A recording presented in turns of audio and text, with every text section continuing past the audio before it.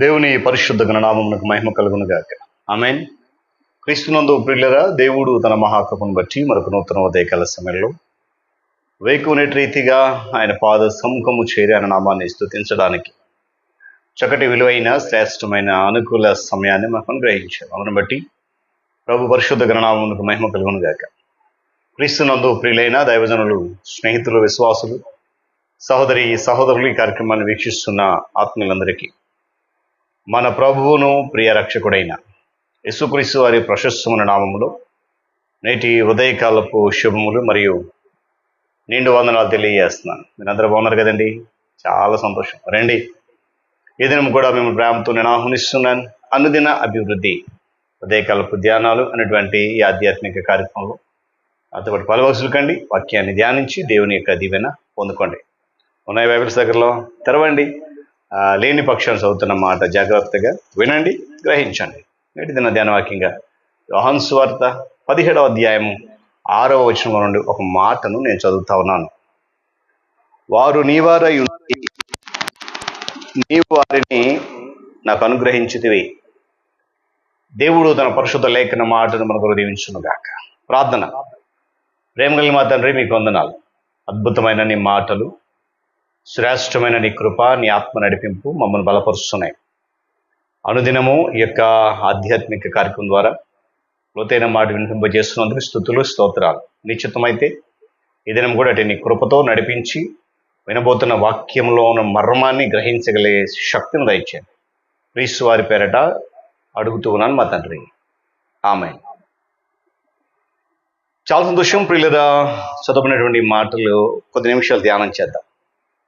ఎవరు మాట్లాడారు, ఎవరితో మాట్లాడారు, ఇలాంటి కోణంలో కనుక మనం ఆలోచన చేస్తే నిన్ను నన్ను సర్వలోకమంతటిని కూడా రక్షణ అనుభవంలోనికి నడిపించి మన పాపదోషాన్ని తొలగించడానికి కల్వరి శిలువలో త్యాగం చేసినటువంటి యేసు ప్రభువు వారు తన పరిచర్య దినాల్లో తండ్రి అయిన దేవునికి విశ్వాస సమూహం పక్షంగా అనగా మన పక్షంగా చేసినటువంటి ప్రార్థన విన్నపం.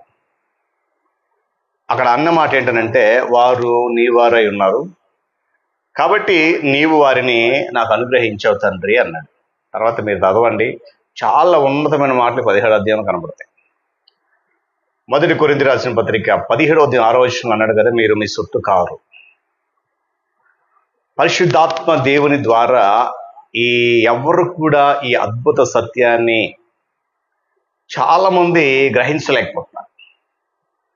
ఎవరైతే దానిని గ్రహిస్తారో వారే నిజమైన విశ్వాస జీవితాన్ని పొందుకునేవారు. అలాంటి వాళ్ళు ఆధ్యాత్మికంగా ఉన్నత శిఖరం మీద ఉన్నారని దీని అర్థం. అలాంటి వారిలో యేసుక్రీస్తు ప్రభు వారి యొక్క స్వరూపం అనేది ఉంటుంది. వీళ్ళు ఏం చేస్తారంటే తమ గురించి ఎప్పుడు కూడా ఆలోచన చేయరు. తమను తాము సంపూర్ణంగా యేసుప్రభు వారి యొక్క అధీనతకు, ఆయన సర్వోన్నతమైన నిర్ణయాలకు అప్పగించుకుంటారు. తమ గురించి ఎప్పుడు కూడా ఆలోచించారు. ఎప్పుడు మీరు మీ సొత్తు కారు అనేటువంటి సత్యాన్ని పరిశుద్ధాత్మ ద్వారా ఎవరు గ్రహిస్తారో వారు మాత్రమే. అంతేకాకుండా అలాంటి ఆలోచన కలిగినటువంటి వారి వ్యక్తులు పరిశుద్ధాత్మ దేవుని యొక్క నడిపింపులో యేసుక్రీస్తు ప్రభు వారి కొరకు జీవిస్తూ ఆయన మార్గంలో నడుస్తూ ఆయనకు విజయ చిహ్నాలుగా కూడా ఉంటారు. నిజమే. ఎందుకంటే యేసుక్రీస్తు ప్రభు వారి యొక్క శిష్యులు ఆయన ఏర్పాటు చేసుకున్న 12 మందిని వారు ఎప్పుడు ఆయన బోధన అర్థం చేసుకోగలిగారు అని అంటే పరిశుద్ధాత్మను పొందుకున్న తర్వాతనే వారు అర్థం చేసుకోగలిగారు తప్ప ఆ పరిశుద్ధాత్మ శక్తిని పొందుకోక ముందు యేసుక్రీస్తు వారి యొక్క బోధ వారికి అర్థం కాలేదు. ఆ తర్వాత వారు గ్రహించిన సత్యం ఏంటంటే, మీరు వెళ్ళి సర్వసృష్టికి సువార్త అని యేసుక్రీస్తు ప్రభు వారి ఇచ్చిన ఆజ్ఞను శిష్యులు పరిశుద్ధాత్మ పొందిన తర్వాతనే అర్థం చేసుకోగలిగారు. ప్రభు కొరకు హతసాక్షులుగా నలుమూలలు వెళ్ళి విస్తారమైన సువార్తను ప్రకటించారు. దేవుని స్తోత్రం చెప్పండి. ఈరోజు పిల్లరా, నీవు నేను కూడా ఆయన సొత్తు కనుక ఆయన ద్వారా పరిశుద్ధాత్మ పొందాలనేది తండ్రి యొక్క దేవుని ప్రణాళిక. మరి ఆ ప్రణాళికలో మనం ఉన్నామా లేదా అనేది ఒకసారి ఆలోచన చేయాలి. ప్రభు అన్నారు కదా, ఎవడైనా నా దగ్గరకు వచ్చినప్పుడు తన తండ్రిని, తల్లిని, భార్యను, బిడ్డలను, అన్నదమ్ములు అన్నీ కూడా విడిచిపెట్టేయాలి, తన ప్రాణాన్ని సహా ద్వేషించాలి, లేకపోతే వాడు నా శిష్యుడు కాదనేసాడు ఆయన. యేసు ప్రభు వారికి సొత్తుగా ఉన్నవారు ఎవరు కూడా మరెవ్వరికి సొత్తుగా ఉండలేరు అనేది ఈ వచనం యొక్క భావం. ఆయన ఆధీనంలో నడుస్తున్న వారు మరొక ఆధీనం నడవడానికి ఏమాత్రం కూడా ఇష్టపడరు. అది దీని యొక్క శ్రేష్ఠార్థం. మనము యేసుప్రభు వారికి చెందవలసి ఉండగా లోకంలో మనల్ని ఎవరు కూడా సొంతం చేసుకోలేరు. మనం ఎవరి సొంతము కాము. గమనించాలి.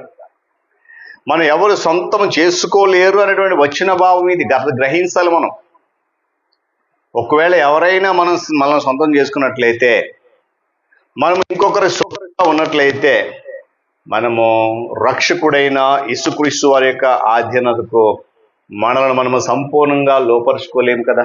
అదే దాని అర్థం.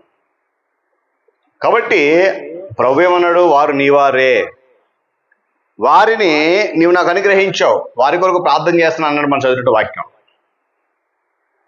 శిష్యుడు ఎప్పుడు కూడా యేసు ఆయన సొత్తు, విశ్వాసి కూడా ఆయన సొంతం. కారణం ఏంటో తెలుసా, మనందరినీ కూడా ఆయన తన స్వరక్తం నుంచి కొనుక్కున్నాడండి. బంగారము కొనలే, కేవలము ఆయన శరీరములో ప్రవహిస్తున్నటువంటి పరిశుద్ధాత్మ రక్తము ద్వారా, పరిశుద్ధ రక్తము ద్వారా మనం కొనుక్కున్నాడు. కనుక మనం ఆయన సొత్తు. వీళ్ళు గమనించండి, ఉదయకాల సమయంలో మనం యేసు ప్రభు వారికి సొంతమైతేనే ఆయనకు సాక్షులుగా ఉండగలుగుతాం. ఆయన కొరకు ఏవో కొన్ని కార్యాలు చేయడం శిష్యుని యొక్క అభిలాష కాదు, కానీ ఆయనకు పరిపూర్ణమైన సంతోషాన్ని కలిగించడమే దేవుని బిడ్డల యొక్క ఆశయం కావాలి. కాబట్టి ఉదయకాల సమయంలో ప్రియ దేవుని బిడ్డలారా, ప్రతి శిష్యుడు లేక ప్రతి విశ్వాసి, ప్రతి క్రైస్తవుడు యేసుప్రభు వారికి చెందినవాడిని, నేను ఆయన సొత్తును యథార్థ హృదయంతో చెప్పగలగాలి. ఆయన సొత్తుగా మనం జీవించగలగాలి. కారణం, తండ్రి అయిన దేవుడు మనను తన కుమారుని యొక్క ఆధీనంలోనికి అప్పగించాడు. కాబట్టి ఆయన సొత్తుగా ఉన్న నీవు నేను మరొకరు సొత్తుగా ఉండడానికి ఇష్టపడొద్దు. ఆయన మార్గాన్ని విడిచిపెట్టొద్దు, వేరొక మార్గాన్ని అనుసరించొద్దు. ఆ మార్గంలోనే నడుద్దాం, ఆయనను మాత్రమే వెంబడిద్దాం, ఆయనకు మాత్రమే సొత్తుగా ఉండి యథార్థ హృదయంతో ఆయనను వెంబడిద్దాం. దేవుడి మాటలు మన కొరకు దీవించును గాక. ప్రార్థన చేద్దామా? ప్రేమగల తండ్రి, మహోన్నతుడు, మీకు వందనాలు. తిరిగి నూతన ఉదయకాల సమయంలో అద్భుతమైన నీ మాటలు వినగలిగాం. శ్రేష్టమైన నీ మాటలు వినగలిగే చెవులు మాకు ఇచ్చారు. నీ స్తోత్రాలు. ఎంత లోతైన మాటలు విన్నాం. విన్నా ఈ మాట వింటున్న ప్రతి హృదయంలో భద్రపరచండి, నిరంతలుగా ఫలభరితంగా మార్చండి. ఈ కార్యక్రమం ద్వారా ఘనత మహిమ మీరు పొందుకొని పాలిభాగ సోదరుని బిడ్డలందరినీ ఆధ్యాత్మికంగా బలపరచండి. యేసునామముని ప్రార్థన అడుగుతున్నాను తండ్రి, ఆమేన్. త్రియేక దేవుని దీవెన, ఆయన సన్నిధి కాపుదల సదాకాలము మనందరికీ తోడేండి నడిపించును గాక. ఆమేన్.